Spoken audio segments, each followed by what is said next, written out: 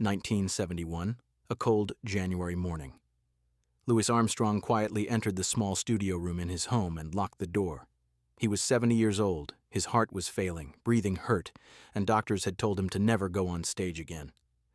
But that morning, without telling anyone, Louis had decided to make one final recording. He was too weak to lift the trumpet in his hands, so what he was about to record would be without trumpet, just his voice. Lucille, his wife, was still sleeping. His manager didn't know. The record company didn't know. Louis thought this recording might never be heard, but he knew he had to make it anyway. Because Louis Armstrong wanted to leave one last message to the world, a farewell, a thank you, an apology, and a hope. The recording lasted only 12 minutes, but those 12 minutes contained all the pain, love, and wisdom of Louis's 70 years of life, 53 years of career. That recording still makes people cry today. So what did Louis say in that final recording? And why did he want no one to know? The answer reveals not just the end of a legend's life, but the heart of a man who gave everything to music and asked for so little in return. If this story has touched your heart, please subscribe to our channel, because what you're about to discover shows why Louis Armstrong's final words matter more today than ever before. 6 weeks before that January morning, Louis Armstrong sat in a hospital room in Beth Israel Medical Center in Manhattan, listening to news he had been expecting but still couldn't accept. His cardiologist, Dr. Gary Zucker, closed the medical chart and said with gentle finality, "Louis, your heart is operating at about 30% capacity. The damage is extensive and irreversible. You need to stop performing immediately. No more touring, no more recording sessions, no more trumpet playing. Your body simply cannot handle the strain anymore." Louis nodded slowly, but inside he was screaming. How could he stop? Music wasn't what Louis did. It was who Louis was. Without music, without the trumpet, without performing, what would be left of Louis Armstrong, just an old man waiting to die? That thought terrified Louis more than death itself. But Dr. Zucker wasn't finished. "I'm serious, Louis. If you continue to perform, you could have a fatal heart attack at any moment. You might not even make it off the stage. Is that how you want to go?" Louis went home that day in December 1970 and told Lucille what the doctor had said.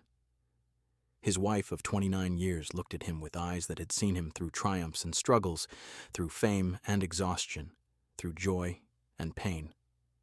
Lucille took Louis's hands and said simply, "Then we rest. We've had a good run, Louis. You've given the world everything. Now it's time to take care of yourself." But Louis couldn't rest. That night, he lay awake thinking about all the music still inside him, all the things he wanted to say, all the performances he would never give. The retirement that most people dream of felt like a prison sentence to Louis. He had been performing since he was 13 years old in the Colored Waifs home. 57 years of music. How could that just stop? How could there be silence after a lifetime of sound? The next few weeks were the hardest of Louis's life, harder than poverty, harder than racism, harder than any of the struggles he had faced in 70 years. Louis would wake up in his home in Corona, Queens, and for a moment forget that he was retired. He would think about what song to rehearse, what performance was coming up, what recording session he needed to prepare for. Then reality would crash down. There were no more performances, no more recording sessions, no more reasons to pick up his trumpet. Louis tried to fill his days with other activities. He read the newspaper cover to cover every morning. He answered fan mail, though it took him hours because his hands shook so badly. He watched television, though nothing held his interest. He took short walks around the neighborhood, though he had to stop every few minutes to catch his breath. But nothing filled the void that music had left. Louis felt like a ghost in his own life, going through motions without purpose, existing without truly living.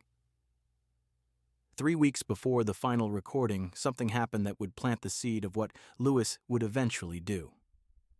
A young musician named Michael Harris, barely 20 years old, showed up at Louis's door with a trumpet case and a desperate expression. Michael had somehow gotten Louis's address and had traveled from Detroit just for the chance to meet his hero. When Lucille opened the door, Michael explained that he had been playing trumpet for only 2 years but had learned everything from listening to Louis Armstrong records.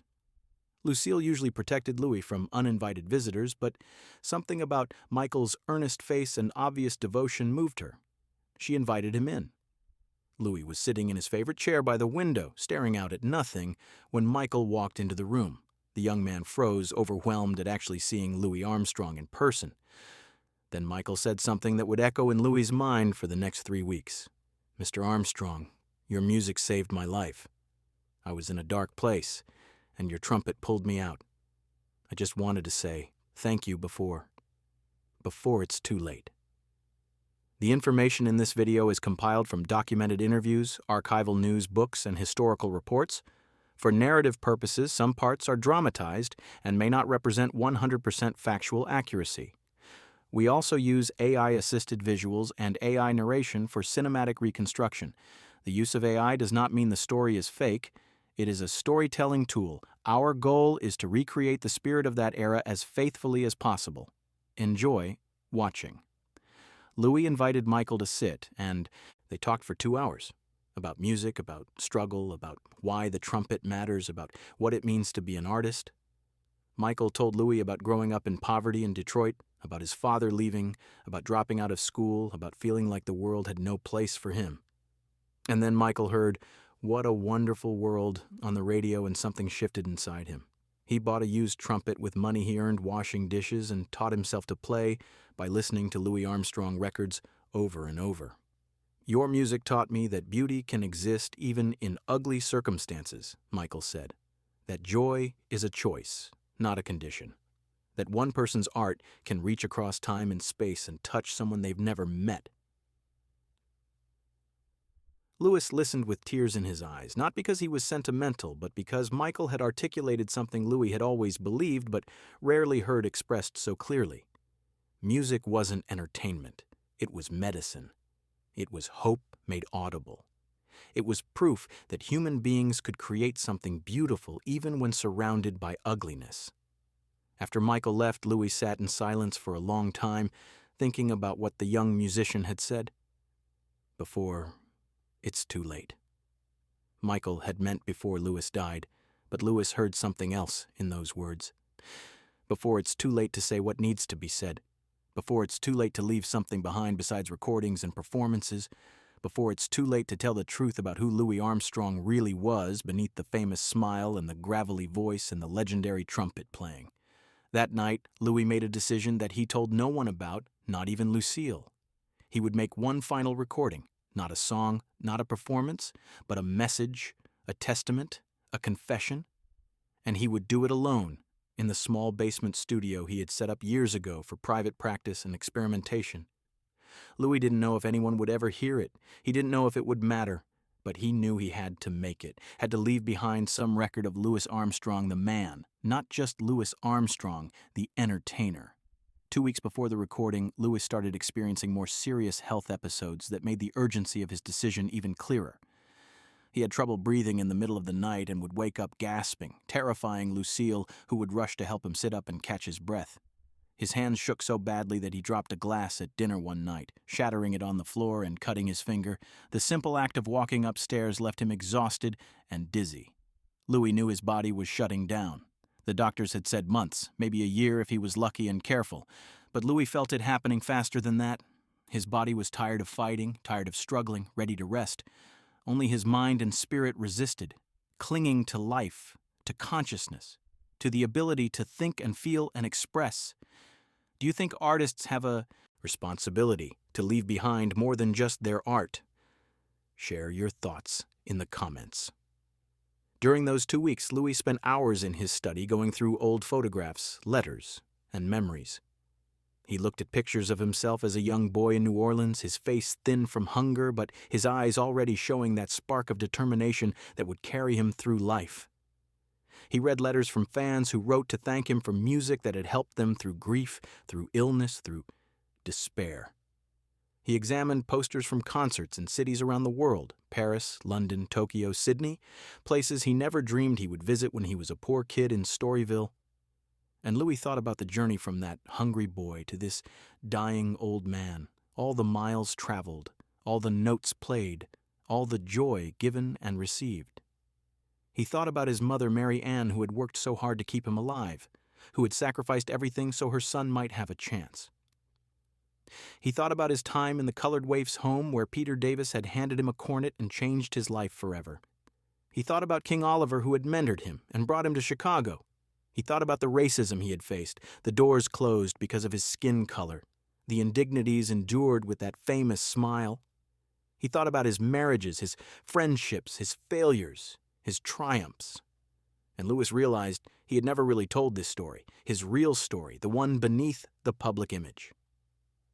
1 week before the recording, Louis had a conversation with Lucille that he would later reference in his final message. They were sitting together in the evening, the television on, but neither really watching it, just enjoying each other's company in comfortable silence. Lucille suddenly turned to Louis and said, "Are you afraid?"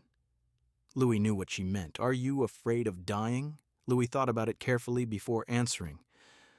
"I'm not afraid of dying," he finally said. "I'm afraid of not having said everything I wanted to say. I'm afraid people will remember Satchmo, but forget Louis." Lucille squeezed his hand and asked what he meant. Louis tried to explain. The world knew Louis Armstrong, the performer, the entertainer, the man who smiled and played beautiful music and made people happy. But who knew Louis Armstrong, the person? Who knew about his doubts, his pain, his loneliness despite being surrounded by millions of fans? Who knew that sometimes that famous smile was a mask he wore because the world wanted him to be happy, not because he always felt happy? If this story's moving you, please subscribe. Louis's final recording is about to reveal something incredible.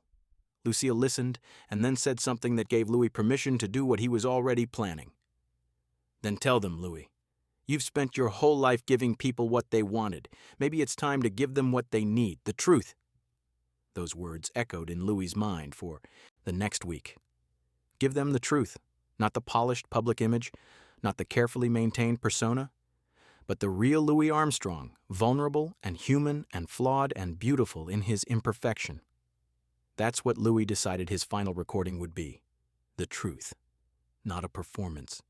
Not entertainment. Just one human being sharing his story honestly before time ran out. The night before the recording, Louis barely slept. He lay awake thinking about what he wanted to say, how he wanted to say it, whether he would have the strength and clarity to express everything in his heart. Part of him worried this was self-indulgent. Who cared about his thoughts and feelings? The world had his music, and that should be enough. But another part of him, the part that Michael Harris had touched with his visit, believed that maybe his story mattered not because he was Louis Armstrong the legend, but because he was Louis Armstrong the human being who had struggled and survived and tried to create beauty in an often ugly world. Maybe his story could help others the way music had helped Michael. Maybe vulnerability was its own kind of strength. Maybe the most valuable thing he could leave behind wasn't another perfect performance, but an imperfect, honest conversation. That January morning arrived cold and gray, the kind of winter day that makes you want to stay in bed under warm blankets. But Louis was awake at dawn, feeling strangely calm and purposeful. This was it. Today he would make his final recording. Lucille was still sleeping. She had been exhausted lately from taking care of Louis and managing the household and dealing with the constant worry about his health.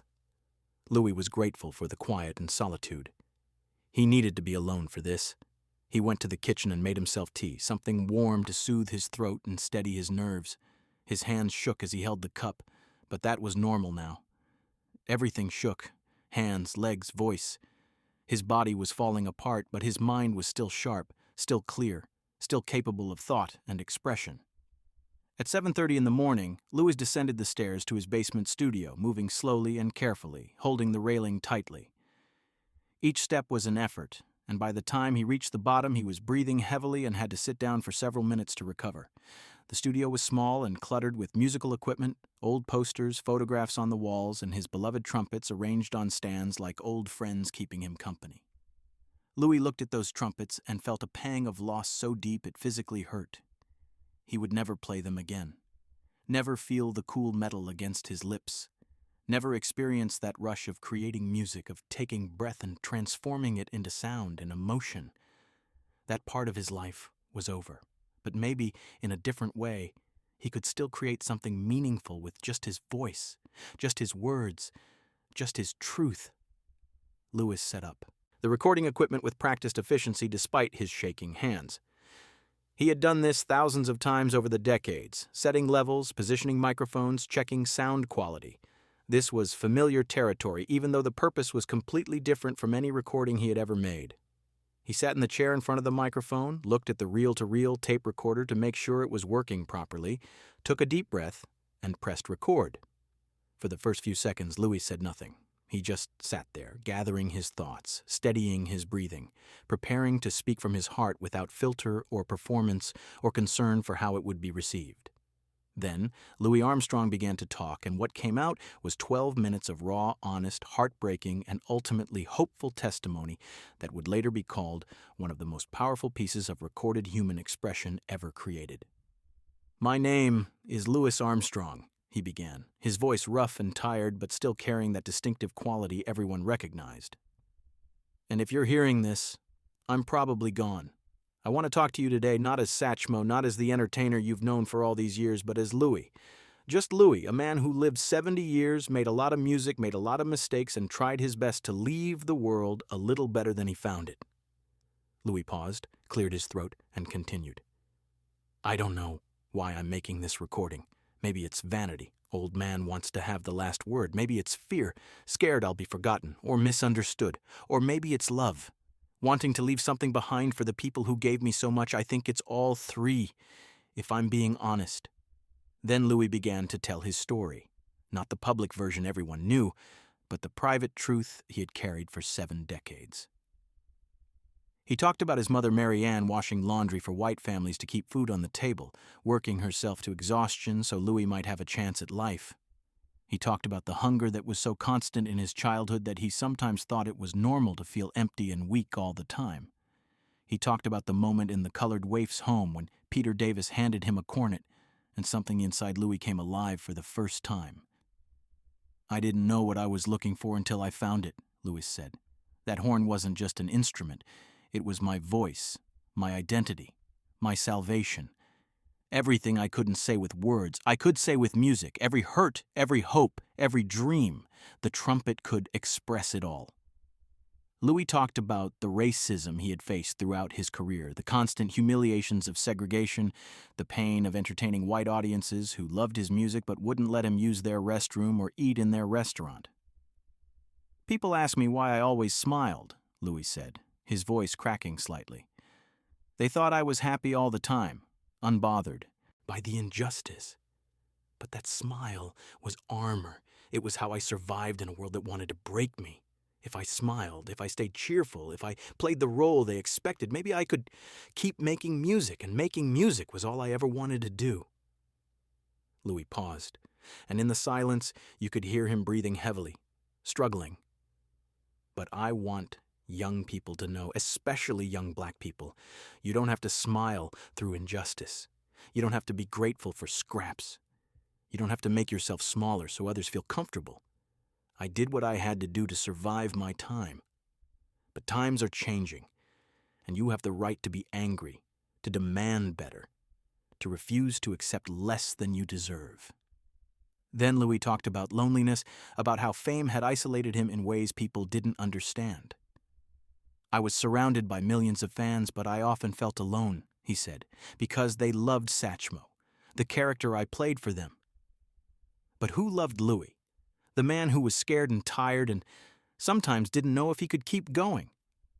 Not many people saw that Louis. My wives saw it sometimes. Close friends saw it.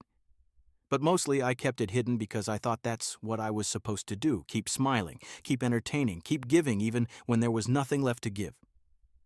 Louis's voice grew softer, more reflective. "I'm not complaining. I had a blessed life. But I want people to understand. Success doesn't erase pain. Fame doesn't cure loneliness. Money doesn't guarantee happiness.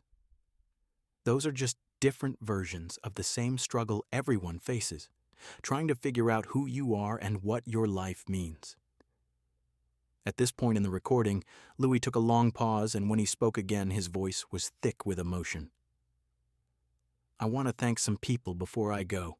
My mother, Mary Ann, who loved me even when loving me was hard, who worked herself to death so I could live. Peter Davis, who gave me a cornet and changed everything. King Oliver, who saw potential in a skinny kid from New Orleans and brought me to Chicago. All the musicians I played with over the years, you made me better, pushed me to grow, shared in the joy of creating something beautiful together. My fans who supported me through 5 decades of music, who came to concerts, bought records, wrote letters telling me how music helped them through hard times. Lucille, my wife, my partner, my friend.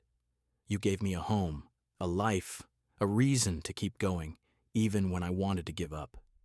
Then Louis said something that would resonate deeply with everyone who later heard the recording. But most of all, I want to thank music itself. Music saved my life. Not metaphorically, literally. Without music, I would have died young, another forgotten kid from the slums of New Orleans. Music gave me purpose, an identity, a way to transform pain into beauty. And music gave me the ability to connect with people across every barrier, race, language, class, geography. When I played my trumpet, none of that mattered. There was just the music, and the music was love made audible. Louis's breathing became more labored, and you could hear the effort it took for him to continue speaking. So, if anyone asks what I want to be remembered for, tell them this. Louis Armstrong loved music, and through music he tried to love the world. That's it. That's my legacy. Not the famous songs or the awards or the acclaim. Just a man who found something beautiful and spent his life sharing it with anyone who would listen. As the recording approached its final minutes, Louis's voice grew quieter, but somehow more powerful. I'm scared to die. I won't lie about that. I don't know what comes next, if anything comes next. But I'm also tired, so tired of struggling to breathe, of my body betraying me, of being a shadow of who I used to be. Maybe death is just rest, and Lord knows I could use some rest. Louis paused, and when he spoke again there were tears in his voice. But if there's any young person listening to this, any struggling artist, any kid who feels like the world has no place for them, I want to tell you something important. Your life matters. Your art matters. Your voice matters. Don't let anyone convince you otherwise. Find the thing that makes you feel alive, like music did for me, and hold on to it with everything you've got. It will save you. It will give you purpose. And maybe, if you're lucky like I was, it will let you touch other people's lives in ways you can't even imagine. The final minute of the recording was Louis at his most vulnerable and authentic. I lived 70 years. 53 of those years were spent making music. I saw the world. I made people smile. I survived poverty and racism and all the obstacles that tried to stop me. And you know what? Despite everything, all the pain, all the struggle, all the injustice, I still believe it's a wonderful world. Not because the world is perfect, but because humans keep creating beauty even when surrounded by ugliness. We keep loving, even when love is hard. We keep hoping, even when hope seems foolish. And we keep making music. Oh, Lord, we keep making music. Louis's voice broke completely then, and for several seconds there was only the sound of him crying quietly. Then he composed himself and said his final words. Thank you for listening. Thank you for the music. Thank you for letting Louis Armstrong be part of your lives. I'm tired now. It's time to rest. But the music never dies. It just keeps playing forever and ever, long after we're gone. And that's beautiful. That's the most beautiful thing I know. The recording clicked off, and Louis sat in silence in his basement studio, exhausted and emptied out and strangely at peace. He had said everything he needed to say. He had told his truth. Whatever happened to this recording, whether anyone ever heard it or whether it sat in a basement collecting dust until someone threw it away, Louis had made it, and that was enough. He slowly packed up the recording equipment, carefully labeled the tape, for whoever finds this, Louis Armstrong, January 1971, and placed it in a drawer among other old tapes and recordings. Then Louis climbed the stairs back up to the main floor, moving even more slowly than before, his body completely drained from the effort of the recording. Lucille was awake now, making breakfast, and she looked at Louis with concern. "Where were you?" she asked. Louis smiled. A real smile this time, not the famous Satchmo grin, but a gentle, tired, honest smile, and said, "Just saying goodbye. Louis Armstrong died 6 months later on July 6, 1971, at 4 in the morning in his home in Corona, Queens. His heart finally gave out, releasing him from the struggle of living in a body that no longer worked. Lucille was holding his hand. His last words, according to those present, were simple. "I'm home." The world mourned the loss of a legend. Newspapers ran obituaries, television programs aired tributes. Musicians everywhere paid their respects to the man who had transformed jazz and influenced generations of artists. But in all the coverage of Louis Armstrong's death, in all the celebrations of his life and music, almost no one knew about the recording in his basement studio. Almost no one knew about Louis's final message, his confession, his truth told in 12 minutes of unguarded honesty. The tape sat in that drawer for almost 3 years. Lucille knew it existed. Louis had told her about it shortly before he died, but she wasn't ready to listen to it.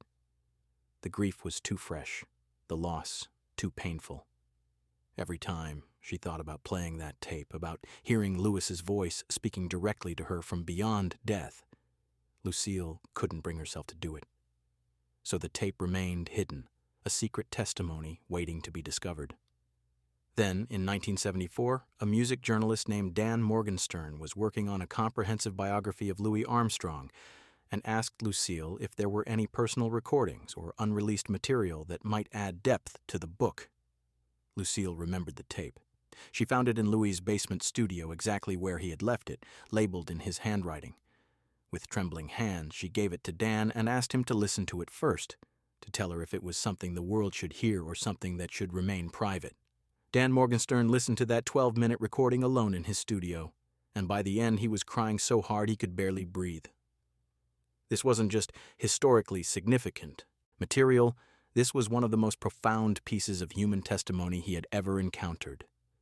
Louis's final recording stripped away all pretense and performance, revealing the man beneath the legend in a way that was both heartbreaking and inspiring.